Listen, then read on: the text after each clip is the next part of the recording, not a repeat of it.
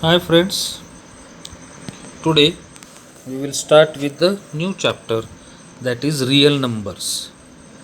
See, in previous chapter we have seen what are the natural numbers, what are integers, and what are real numbers. Now here just go through this: n set of natural numbers, w whole numbers, I means set of integers, q is a set of rational numbers, and so on.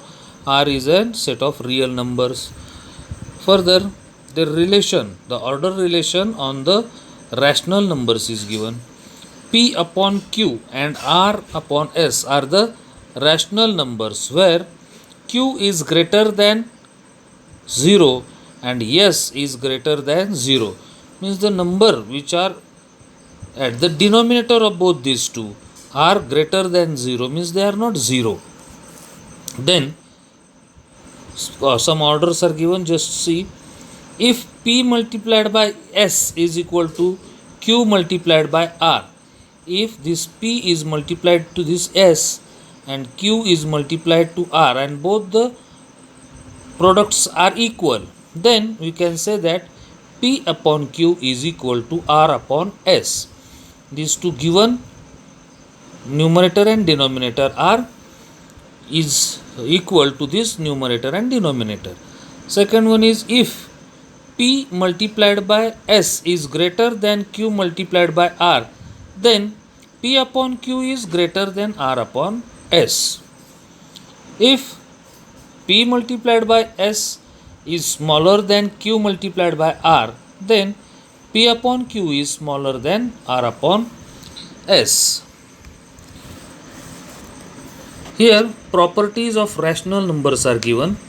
If A, B, C are rational numbers, then property commutative, associative, identity, and inverse. These properties are there.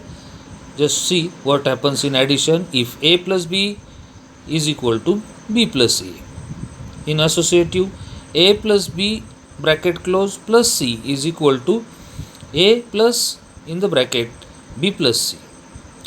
A plus 0 is equal to 0 plus A, which is equal to A, and in inverse A plus minus A is equal to 0, and in multiplication A multiplied by B is equal to B multiplied by A. In associative, A multiplied by in the bracket B multiplied by C is equal to A multiplied by B bracket close multiplied by C, and in identity A multiplied by 1 is equal to 1 multiplied by A is equal to A, and in inverse A multiplied by 1 upon A is equal to 1, where A is not equal to 0. Now next part we will see is decimal form of any rational number is either terminating or non-terminating recurring type. Now this is new for you, but previously we have done such type of division. See, 2 divided by 5. If we divide this 2 by 5, the answer will be 0.4. You will not get any digit after this, or we can say that we cannot divide it further. But if we take the example of 17 upon 36, we get answer 0.47222222. This 2 is never ending, means we will get the these 2 digit 22222 up till when, up till where we are going to divide that number. This type is called as non-terminating. It does not terminate. This 2 will be there as long as we divide this 17 by 36. So we can show this number instead of writing 222 repeatedly, we can write as 0.47 and dot over the 2. This means that this 2 is repeated for long time.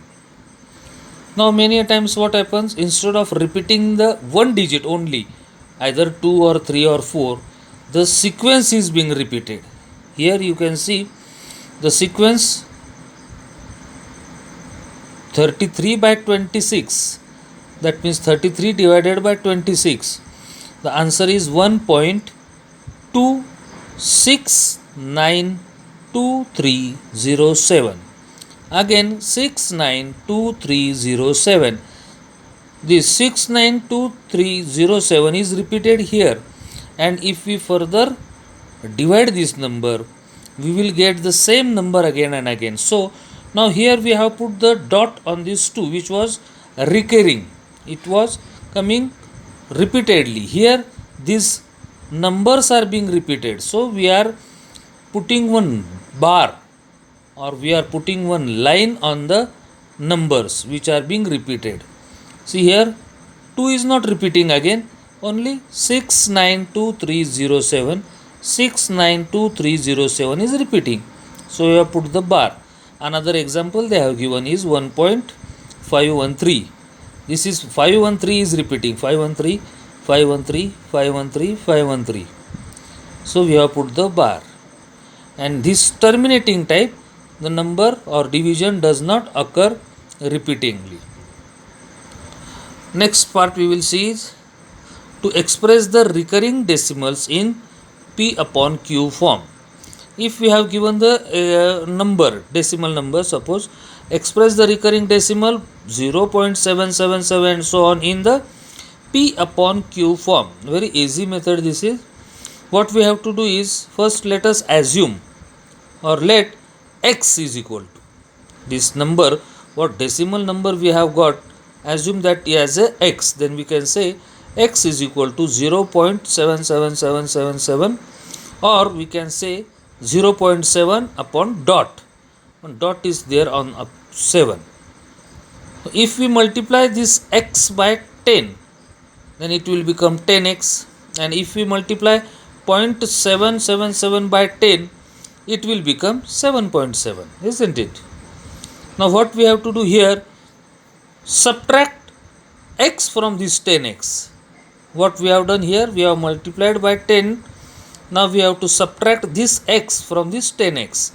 From this side, if we are subtracting 10x from x, 10x minus x, then we have to subtract 7.7 dot minus 0.7 here also, to RHS also. 10x minus x becomes 9x, and 7.7 minus 0.7 becomes 7. If we transform this 9 to the RHS, it will become x is equal to 7 upon 9.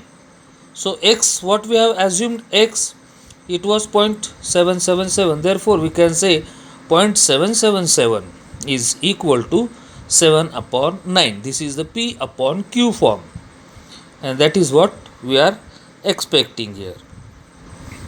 Hope you have understood this. Solve practice set 2.1 as an homework.